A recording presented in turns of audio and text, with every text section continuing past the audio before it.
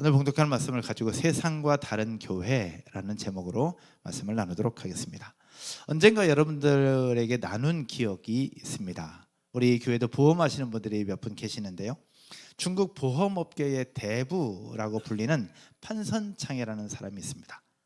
중국 보험업계의 인턴 사원으로 들어갔던 판선창, 보험 일을 하면서 중국 전체 보험왕을 굉장히 많이 하게 됩니다. 그러면서 이 판선창이 늘 슬로건처럼 내걸었던 말이 뭐였냐면 Make a difference였습니다. 남들과 달라야 한다라는 것이었습니다. 그래서 보험 일을 하는 것도 남들과 달라야 되고 직장 생활도 남들과 달라야 된다라고 늘 얘기를 했는데, 이 Make a difference라는 표현을 들으면서 저는 그리스도인이 세상과 달라야 되는 부분들을 이야기를 하고 싶고, 또 교회가 세상과 달라야 되는 부분들을 이야기를 하고 싶었어요. 왜냐하면 세상과 달라야 된다, 이것이 바로 거룩이잖아요. 거룩. 그래서 저는 여러분들과 오늘 함께 나누면서 교회를 섬기는 목회자요, 한 사람의 그리스도인으로서 그리스도인은 세상의 사람들과 달라야 한다. 또한 교회는 세상의 조직과 달라야 한다. 부분들을 함께 나누고 싶습니다. 물론 쉽지는 않을 것입니다. 세상처럼 모른 척 할 수도 있고 책임을 회피할 수도 있고 또 나몰라라 할 수도 있습니다. 그러나 교회는 그렇게 하면 안 된다고 생각을 하고요. 특별히 예수 그리스도를 믿는 그리스도인들은 그렇게 하면 안 된다라고 생각합니다. 왜냐하면 교회는 그리스도인은 세상과 달라야 하거든요. 여러분, 교회가 어떤 곳입니까? 예수님을 나의 주, 나의 하나님으로 모시고 있는 그리스도인들의 공동체입니다. 여러분 아멘이시죠? 그러므로 예수 믿는 사람들이 모여 있다 보니 교회는 늘 아름다울 것 같습니다. 그리고 교회는 항상 좋을 것 같아요.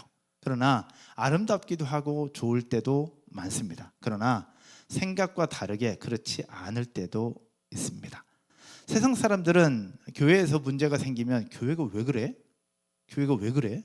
도대체 예수 믿는 거 맞아? 라고 얘기를 하기도 합니다.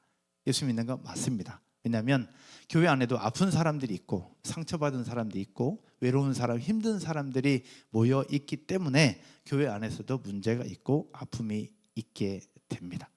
그럼에도 불구하고 교회는 세상과 달라야 합니다. 왜 교회 안에 이런 문제들이 생겨나느냐? 교회도 사람 사는 곳이기 때문에 그러합니다. 사람이 사는 작은 사회, 그것이 바로 교회입니다. 왜 문제들이 생기느냐? 바로 성도와 성도 간의 갈등이 있고요. 또 장로와 성도 간의 갈등들이 생겨납니다. 우리 교회는 장로님은 계시지 않지만 또 목회자와 장로, 목회자와 성도 간의 갈등들이 있습니다. 또 젊은이들과 어른들 간의 갈등이 있고요. 또 아이를 둔 부모와 다른 아이를 둔 부모와 간의 갈등들이 또 생겨납니다. 근데 이런 갈등들이 생기는 여러 이유들이 있는데 그 이유 중에 하나가, 대표적인 이유가 뭐냐? 관계입니다. 관계. 그래서 교회 안에서 일어나는 문제의 80%는 관계가 틀어지면서 생기는 문제다라고 볼 수 있을 것 같아요. 여러분, 목회자들 사이에서 나오는 이야기들이 있습니다. 설교를 못해서 쫓겨나는 경우는 거의 없다라고요. 혹시 있을까요? 저희 교회는 있을래나? 저도 열심히 해보겠습니다. 설교를 못해서 쫓겨나는 경우는 거의 없다. 하지만 관계를 못하면 교회에서 나가야 되는 경우들이 생긴다는 겁니다. 성도들과 등을 지는 경우들이 생기게 되고, 또 성도들의 마음을 아프게 하면서 목회자로서의 자질이 의심스러워지는 부분들도 생긴다라는 겁니다. 그래서 한 아주 믿음의 선배, 신앙의 선배, 목회의 선배는 이렇게 얘기를 합니다. 목회는 소통의 기술이다라고요. 결국 소통을 얼마나 잘하냐에 따라서 목회를 어떻게 하느냐를 결정한다라고 얘기합니다. 왜 여러분들과 함께 목회자도 아닌 여러분들에게 이 얘기를 하느냐? 우리가 지금 보고 있는 디모데전서, 디모데후서는, 그리고 디도서까지는 목회 서신이라고 합니다. 원로 목회자였던 사도 바울이 이제 새내기 목회자인 디모데에게 쓰는 편지입니다. 에베소 교회를 담임하고 있는 디모데야, 너는 이렇게 목회를 해라 라고 원로 목회자가 이제 젊은 목회자에게 쓰는 목회 서신, 목회적 편지가 바로 디모데 전서입니다. 디모데 후서 그리고 디도서. 이제 우리는 디모데 전서를 보고 있으니까 청년 디모데, 여러분 이 디모데가 몇 살쯤 됐을까요? 목회자로 섰던 디모데가 몇 살쯤 됐을까? 여러 신학자들은 이 디모데가 아마 20대 후반에서 30대 초반쯤 됐을 거다라고 얘기를 하고 있습니다. 여러분 20, 30대의 젊은 목회자가 한 교회를 담임해서 섬긴다는 것 결코 쉽지는 않았을 것 같습니다. 교육전도사 때 목회 초년생일 때는 열심히 일 잘하면 목회를 잘한다라고 생각을 할 수 있습니다. 그렇게 생각해요. 하지만 목회라는 것은요, 결과를 내고 사역을 잘한다고 목회를 잘하는 것이 아닙니다. 여러분 목회는 힘들다고 합니다. 서울 강남교회를 담임하셨다가 지금은 삼일교회를 담임하시는 송태근 목사님께서는 이렇게 말씀하시더라고요. 목회자가 목회를 하다가 은퇴할 때쯤 가슴을 보면 가슴이 다 뻥 뚫려 있다라고요. 결국 그만큼 목회는 힘들다라고 얘기합니다. 가끔 우리 성도들 대하면서 아내들이 남편들에 대한 불만을 하고 남편들에 대한 불평을 할 때 제가 늘 하는 얘기가 있습니다. 그래도 감사해. 남편 목사 아니잖아 라고 늘 얘기합니다. 남편 목사 아닌 것 자체로 감사하라고 늘 얘기를 하죠. 왜냐하면 목회라는 것 결코 쉽진 않거든요. 그렇기 때문에 사도 바울이 디모데에게 그렇게 이야기를 하고 있는 거예요. 여러분 목회가 왜 힘드냐? 목회는 제품을 찍어내는 것이 아니라 영혼을 상대하기 때문에 그러합니다. 무슨 얘기냐? 제품을 찍어내는 경우는요, 만들다가 불량품이 생기거나 문제가 생기면 그냥 버리고 다시 시작하면 됩니다. 아니면 바꿔버리면 됩니다. 그러나 목회라는 것은 절대로 그럴 수가 없습니다. 목회는 한 영혼을 끝까지 기다려주고 참고 보듬고 회복될 때까지 곁에 있어주는 겁니다. 혹여나 내가 잘못한 것이 없어도 성도들의 마음이 아프다면 목회자는 먼저 사과를 해야 될 수도 있습니다. 그것이 목회입니다. 한 영혼이, 한 사람이 건강하게 세워질 수 있도록 끝까지 기다려주고 끝까지 참아주는 것, 이것이 목회입니다. 때로는 혼도 내야 되겠고 때로는 권면도 해야 되지만 그럼에도 불구하고 목회는 한 영혼을 끝까지 책임져 주는 것, 이것이 목회입니다. 그래서 디모데 전서, 후서, 디도서를 목회 서신이라고 하는데 오늘 읽은 본문 디모데 전서는 원로 목회자가 이제 젊은 목회자인 디모데에게 쓰는 편지다라고 생각하고 내용을 보시면 조금 더 이해가 되지 않을까 싶어요. 그럼 오늘 5장 부분인데 5장 부분을 보면서 몇 가지만 잠깐 나누려고 합니다. 첫 번째는요, 교회는 확대된 가족이다 입니다. 따라서 할까요? 교회는 확대된 가족이다. 디모데에게 이것을 가르쳐주고 있는 겁니다. 교회 공동체는 어떠한 곳이냐를 가르쳐주고 있는 것인데 오늘 읽은 본문 1절과 2절 한번 볼까요? 1절과 2절입니다. 늙은 이를 뭐 하지 말고 꾸짖지 말고 권하되 아버지에게 하듯하며 젊은이에게는 형제에게 하듯하라. 가끔 젊은 목회자들이 이런 실수를 하는 경우들이 있습니다. 본인이 교구를 맡고 있고 한 교회를 섬기고 있는데 그 중에 어르신들이 뭔가 실수를 하고 잘못하면 겁나게 뭐라고 하는 경우들이 있습니다. 그렇게 하면 안 된다는 겁니다. 늙은이를 꾸짖지 말고 권하되 아버지에게 하듯하라 라고 하는 거죠. 근데 이걸 보면서 어떤 분들은 아버지에게 막대하기 때문에 그래도 되는가 보다 라고 생각할 수 있는데 그러면 안 된다는 이야기죠. 2절, 그러면 뭐라고 얘기하는, 여러분이 한번 읽을까요? 늙은 여자에게는 누구에게? 어머니에게 하듯하며 젊은 여자에게는 온전히 깨끗함으로 자매에게 하듯하라 라고 얘기합니다. 즉 사도 바울은 디모데에게 교회의 각 성도들을 대할 때 어떠한 자세로 해야 하는지를 말씀하고 있는 거예요.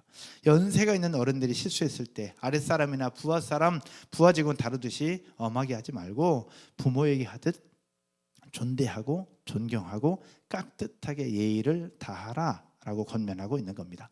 연배가 비슷한 남자 성도에겐 형제에게 하듯, 그리고 여성도에게는 자매에게 하듯 하라. 예절을 지키고 그 속에서 예의 있게 섬기라 라고 이야기를 하고 있는 겁니다. 그런데 이거는 목회자인 디모데에게만 주신 것 말씀이 아니에요.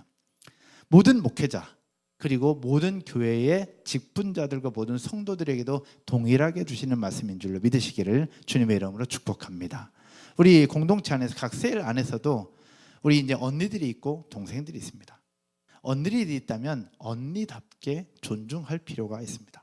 동생이면 동생이라고 무시할 것이 아니라 동생이기 때문에 동생으로 더 깍듯하게 예우하는 것이 필요하다라는 겁니다. 서로 하대하면 안 된다라는 것을 얘기를 하고 있는 것이고요.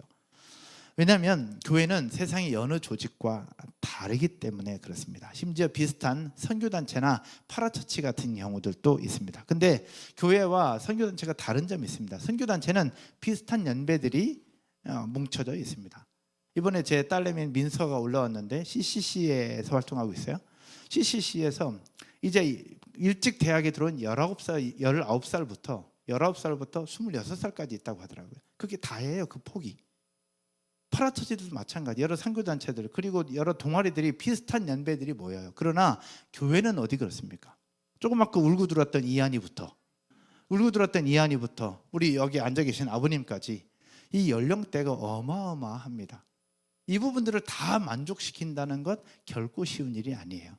그렇기 때문에 목회가 어려운 것이고 함께하는 성도들이 한 마음을 이루어서 공동체를 세워간다는 것이 결코 쉽지 않다라는 거죠. 그럴 때 사도 바울이 했던 기가 막힌 것이 하나 있습니다. 따라서 한번 해볼까요? 가족을 대하듯이 하라. 가족을 대하듯이 하라입니다. 왜냐하면 가족은 아무리 힘들어도 버리지 않거든요. 가족은 버리지 않습니다. 따라서 해볼까요? 가족은 버리지 않는다. 특별히 우리 셀에 나를 힘들게 하는 멤버들이 있다 할지라도 가족은 버리지 않아요. 그러나 세상은 어떻게 해요? 세상은 버립니다. 세상은 끊어버립니다. 보내버립니다.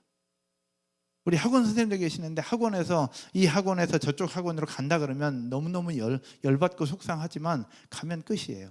그러나 교회는 그렇지 않습니다.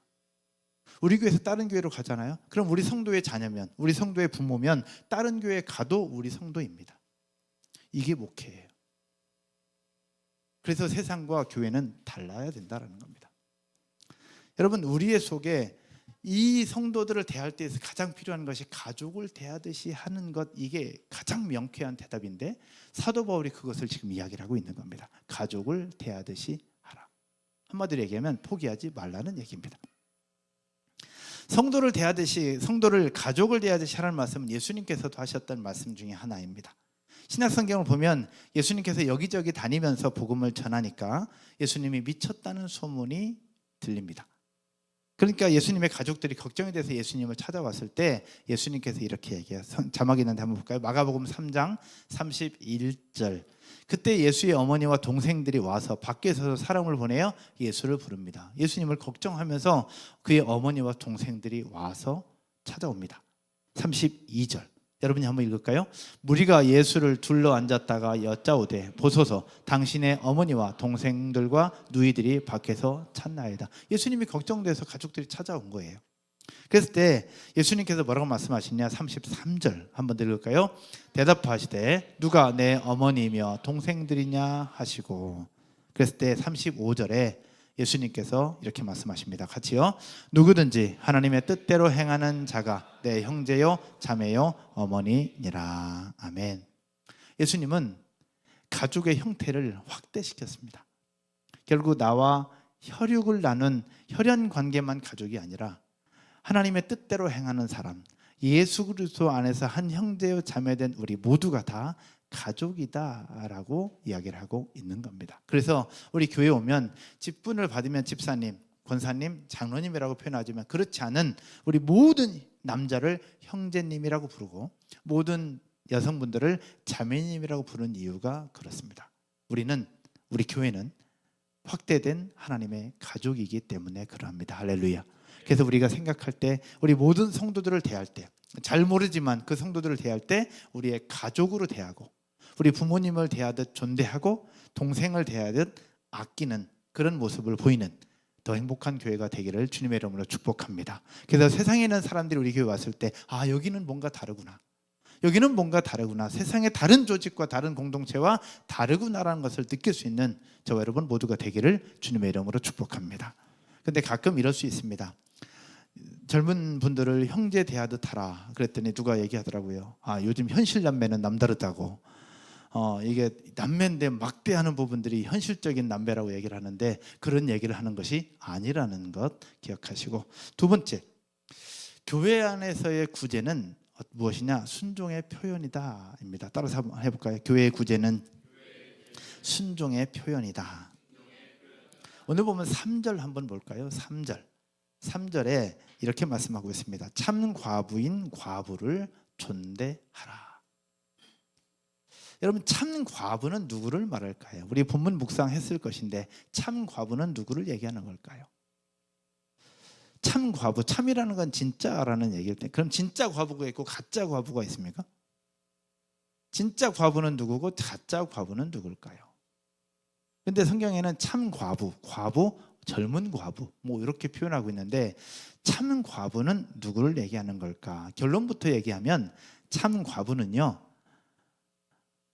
누군가에게 도움을 받을 수 없는 상태에 있는 진짜 과부를 참 과부라고 합니다. 여러분, 과부는 남편이 여러 가지 이유로 이제 돌아가시고 사별한 홀로 사는 여인을 과부라고 얘기를 하잖아요. 그런데 그 여인에게 가족도 없어, 재산도 없어, 그 어떤 근거지 형제들도 아무도 없어요. 살아갈 수 있는 그 어떤 기반도 없는 상태.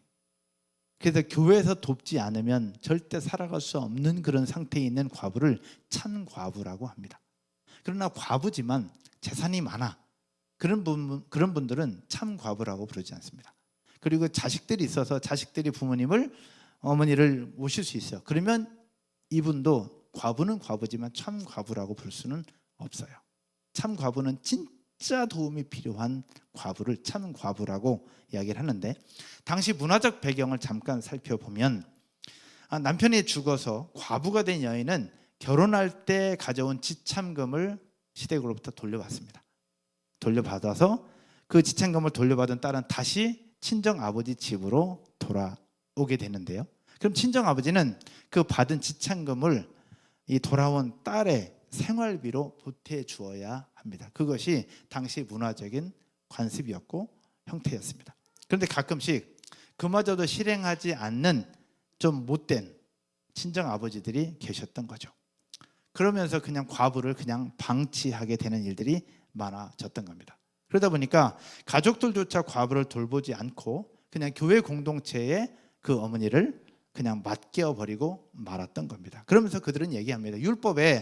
성경 율법에 과부를 돌보라고 하지 않았느냐, 그러니까 교회 니네가 과부를 돌봐야 되지 않겠느냐라고 가족들이 돌보지 않고 그냥 교회에 넘겨버리는 그런 부분들이 당시에 발생했던 겁니다. 그래서 사도 바울은 목회자인 디모데에게 그런 부분들을 구별해서 교회는 참 과부를 돕고 후원하라고, 그리고 나머지는 1차적 책임이 있는 가족들이 그 어머니를 돌볼 수 있도록 하라라고 지금 디모데에게 가르쳐 주고 있는 내용입니다. 그래서 여기서 말하는 참 과부는 행실을 말하는 것이 아닙니다. 행실이 좋냐 안 좋냐를 말하는 그런 부분이 아니라 진짜 도와줄 수밖에 없는 과부, 자식도 없고 재산도 없기에 교회마저 관심을 갖지 않으면 절대로 살아갈 수 없는 처지에 있는 과부를 참 과부라고 이야기를 하고 있습니다. 그런데 여기서는 과부만 이야기하고 있는데 이 과부는 성경에서 보호받아야 될 세 부류의 사람 중에 하나입니다. 성경에서 보호받아야 될 세 부류의 사람을 어떻게 표현하고 있느냐? 첫째는 과부, 두 번째는 고아, 그리고 또 하나 있어요. 또 하나 누굴까요? 나그네입니다. 과부와 고아와 나그네, 이 세 부류의 사람들의 공통점이 있습니다. 이 공통점은 이 땅 위에서 살아갈 수 있는 기반이 없다라는 겁니다. 기반이 없어요. 남편이 없고 부모가 없고 친구가 없어요. 누군가의 도움이 없이는 살아갈 수 없는 사람들. 그래서 하나님은 율법을 통해서 교회가 그들을 돌보고 그들을 도와주라라고 율법으로 명령을 해놨던 겁니다. 여러분, 사실 이런 이들을 구제하는 것은 세상의 사람들도 하잖아요. 그렇죠? 타 종교에서도 합니다. 불교에서도 하고 다른 이단에서도 어마어마하게 많이 합니다. 특별히 천주교에서도 굉장히 많이 섬기고 있습니다. 그러나 그리스도인들이 하는 구제, 이거는 그들과 달라야 합니다. 즉 교회 공동체의 구제는 세상 사람들과 달라요. 무엇이 다르냐? 그리고 어떻게 해야 되는가? 이 과부와 고아와 나그네의 공통점과 우리들의 공통점이 있어요. 여러분, 이 사람들이 갖는 신분적인 의미, 영적인 의미가 있는데 그것은 바로 무엇이냐? 이들은 예수님을 만나기 전 우리들의 모습과 같습니다. 무슨 얘기냐? 우리의 죄와 허물로 우리는 이 땅에 살아가지만 멸망받아 마땅한 사람들, 그리고 비참함과 멸망과 허물과 죄로 죽을 수밖에 없었던 존재들이었습니다. 영적으로 완전 바닥 상태의 그런 모습이 우리들이었다는 얘기죠. 그런데 어느 날 예수님께서 찾아오셔서 우리의 기반이 되어 주신 겁니다. 어떤 기반? 신랑 되신 예수님께서 우리의 신랑이 되어 주신 것이죠. 할렐루야. 또 우리 영원한 아버지 되시는 하나님이 우리 영원한 아버지가 되셔서 우리가 영적인 고아가 아니라 하나님 아버지의 자녀의 권세를 얻게 하시는 하나님의 축복을 누리게 된 것이죠. 그리고 이 땅에 살아가지만 영원한 나그네의 인생을 살아간 우리에게 영원한 친구 되시는 우리 주 예수 그리스도께서 우리에게 친구가 되어주심으로 나그네 인생, 떠도는 인생이 아니라 영원한 하나님의 백성으로 우리를 삼아주셨다라는 사실. 그래서 과부와 고아와 나그네의 모습은 우리가 예수님 만나기 전의 모습, 그런데 지금의 모습은 예수 그리스도로 말미암아 이제 새로운 인생을 살아가는 우리의 모습을 대변하고 있다라고 볼 수 있습니다. 그래서 우리가 과부를 돕고 고아를 돕고 나그네를 돕는 것은 예수 그리스도의 십자가 사랑으로 받은 그 은혜를 나도 받았으니 이젠 우리도 누군가를 돕고 섬기자는 의미로 나누는 것이 바로 과부, 고아, 나그네를 섬기는 교회의 사명이라는 것을 우리는 기억하게 되기를 주님의 이름으로 축원드립니다. 그래서 교회가 드리는 구제는 세상이 하는 구제와 다르다는 겁니다. 교회 공동체도 세상과 다르고 구제도 세상과 다릅니다. 그럼 우리의 삶도 세상과 달라야 한다라는 이야기죠. 그래서 우리는 아무것도 없었던 존재, 아무 기반도 없었던 존재가 예수 그리스도로 말미암아 이제는 모든 것을 다 가진 존재가 되었어요. 이것을 신학적으로 구원이라고 우리가 부르잖아요. 저와 여러분 모두는 예수 그리스도로 말미암아 구원받은 존재임을 믿으십니까? 그 은혜를 깊이 간직하면서 구원받은 백성으로 멋지게 살아가는 저와 여러분 모두가 되기를 주님의 이름으로 축원드립니다. 말씀의 결론을 맺으면서요, 제가 섬겼던 산본의 한 교회 목사님의 이야기를 나누려고 합니다.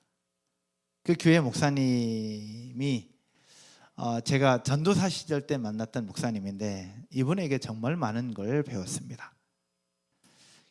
그 교회의 교회 재정을 담당했던 한 장로님이 계셨는데 그 장로님이 실수인지 일부러 그랬는지 모르겠지만 재정을 맡으시면서 큰 문제가 생겼습니다.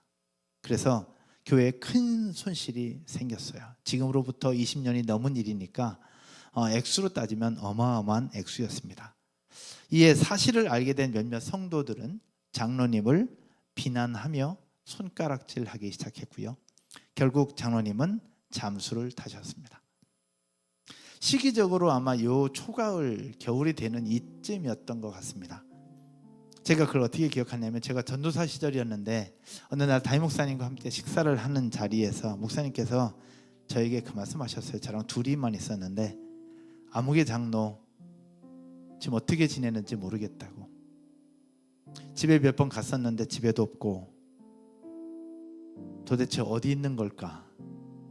날씨는 추워지고 있는데 밥은 먹고 다니나 모르겠네 라고 말씀하시더라고요. 어쩌면 그 경제적인 문제로 하여금 교회는 풍지박산 날 뻔했습니다. 그러다 보니 성도들은 갈라지고 마음 아프고 또 어떤 성도들은 경찰에 신고해야 된다고 얘기하고 어떤 사람은 법적인 심판을 받아야 된다라고도 얘기할 만큼 그렇게 어렵게 만들었던 분이었습니다. 그런데 모든 책임을 묻고 법적인 경찰에 신고하고 뭔가 해도 시원찮을 판인데 그때 담임 목사님께서는 그 장로님을 걱정하고 계시더라고요. 그런데 집에도 몇 번 찾아가신 것 같고 그로부터 얼마 후에 장로님이 나타나셨습니다. 나타나시면서 본인의 재산과 사재를 다 털어서 그 실수했던 그 부분들을 다 갚으셨어요. 다 갚으셨어요. 그때에 목사님께서 성도들의 전체 다 모아서 성도들에게 양해를 구하고 그 장로님에게 다시 직분을 맡겨주셨어요. 그것이 싫다고 떠난 성도들도 있지만 목사님은 그렇게 하셨고 그 교회는 다시 건강하게 세워지는 부분들을 보고 저는 이스라엘로 떠났던 그 기억이 있습니다. 그러면서 저는 그 목사님에게 그런 생각들이 들었습니다. 이분이 목사지, 이게 목회자지, 그리고 이게 교회지라는 생각이 들었습니다. 여러분, 세상 같았으면 어떻겠습니까? 세상은 법적인 책임을 물었을 겁니다. 그리고 구속을 시키든가 뭔가 했을 겁니다. 그러나 교회는 그 장로님을 다시 받았고 목사님도 다시 받고 그를 다시 세워주시고 모든 것을 용서로 다시 덮으셨습니다. 전 그것이 십자가였고 그것이 십자가 사랑이었습니다. 저에게는 이런 좋은 목사님들을 많이 만날 수 있었습니다.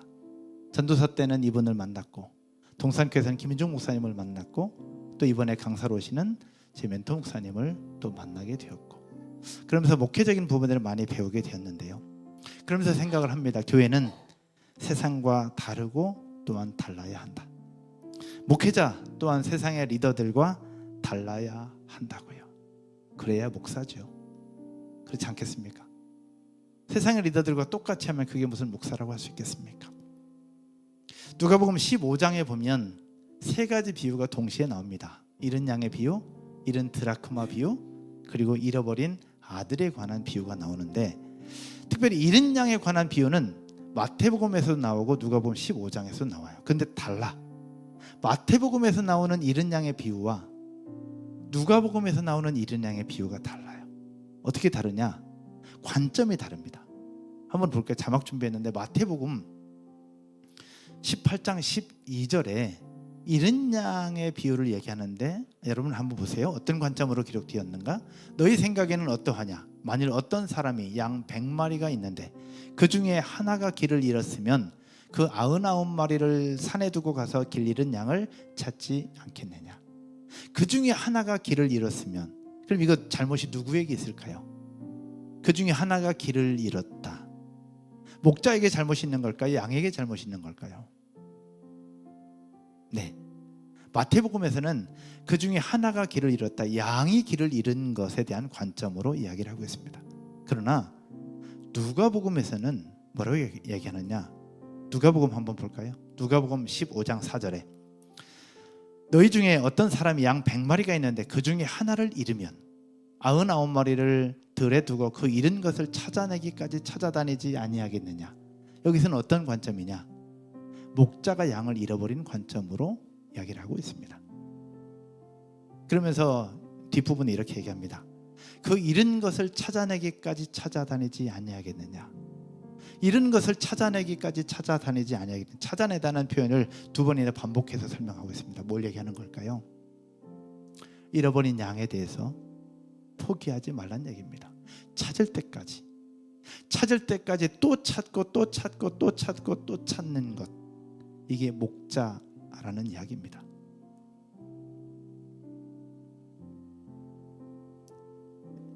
전 이게 교회라고 생각합니다. 세상과 다른 교회.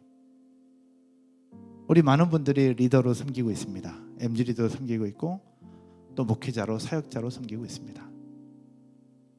세상에서는 그냥 쉽게 갈 수 있습니다. 그러나 교회는 달라야 합니다. 우리 셀 공동체 달라야 하고요. 더더욱 우리 목회자는 달라야 합니다. 우리 전사님들 계시는데요. 전사님들도 달라야 합니다. 이게 목회입니다. 우리를 교회를 세우신 이유가 그것입니다. 지금 원로 목회자인 사도 바울이 젊은 목회자인 디모데에게 그것을 지금 가르쳐주고 있는 것이죠. 우리 교회 오는 성도들, 오늘 3부 예배 때 새가족 자매님이 한 분 오신다고 연락을 주셨더라고요. 어떤 분인지 저도 잘 모릅니다. 그러나 오셨을 때 저는 이런 생각이 들었으면 좋겠습니다. 아, 여긴 뭔가 다르구나. 세상과 다르고 다른 교회와 다르구나 라고 느꼈으면 좋겠습니다. 여러분들의 사랑, 여러분들의 긍휼, 또 여러분들의 섬김으로 말이죠. 사랑하는 여러분, 교회는 세상과 달라야 합니다. 할렐루야. 우리 교회는 또 다른 교회와 다른 예수님이 원하는 교회, 예수 그리스도의 십자가 사랑을 실천하는 교회가 되었으면 좋겠고, 특별히 앞에 서 있는 목회자인 저부터 다른 목회자와 다른, 세상에 따른 리더들과 다른, 진짜 예수님을 기쁘게 하는, 하나님이 기뻐하는 그런 목회자가 되기를 소원하며 오늘 말씀을 마무리하도록 하겠습니다. 다시 다 같이 한번 일어나셔서 우리 찬양 하나 드리고 우리 기도하도록 하겠습니다. 이 시간 드릴 고백은 사랑의 나눔이라는 곡입니다. 아주 짧은데 굉장히 깊이가 있는 곡입니다. 사랑의 나눔 있는 곳에 하나님께서 계시도다. 여러분들의 나눔, 여러분들의 마음 있는 곳에 하나님께서 계실 줄로 믿습니다. 우리 같이 한번 고백하면서 나아가십시다.